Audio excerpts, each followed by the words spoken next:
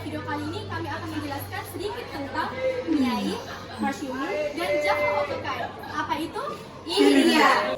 MIAI adalah Badan Federasi bagi Ormas Islam yang dibentuk berdasarkan hasil pertemuan pada tanggal 18 sampai 21 September 1937 di Surabaya. Majelis Islam A'la Indonesia didirikan oleh Kiai Haji Mas Mansur dan rekan-rekannya. Pada awal didirikannya MIAI bertujuan menampung semua organisasi Islam di Indonesia. Pasalnya pada masa pendudukan Belanda, umat Islam banyak yang terpecah belah dan kolonial tidak menyukai umat Muslim di tanah Indonesia.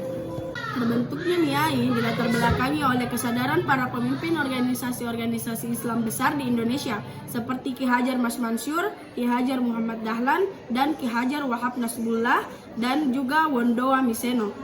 Para tokoh ini ingin mendirikan suatu federasi yang dapat menampung sebuah organisasi Islam yang berkembang di Indonesia. Keinginan untuk membentuk federasi ini didorong dengan adanya perpecahan di kalangan umat Islam yang terbagi menjadi dua kubu, yaitu kaum reformis dan tradisional. Maka dari itu dibentuklah MIAI. Masyumi singkatan dari Partai Majelis Syuro Muslimin Indonesia adalah partai politik Islam yang pernah ada selama era demokrasi liberal di Indonesia. Partai ini dibubarkan oleh Presiden Soekarno pada tahun 1960 karena keterlibatan tokoh-tokohnya dalam pemerintahan revolusioner Republik Indonesia.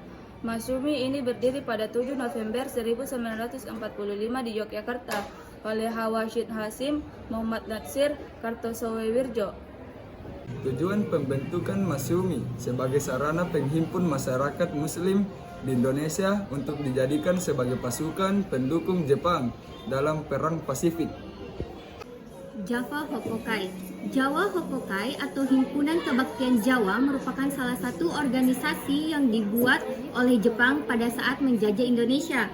Jawa Hokokai didirikan 8 Januari tahun 1944 oleh Jenderal Kumakichi Harada yang merupakan Panglima Tentara 16. Tujuan utama dan pokok pembentukan Jawa Hokokai yakni untuk mengambil simpati dan bantuan dari rakyat pribumi Indonesia supaya berpihak kepadanya.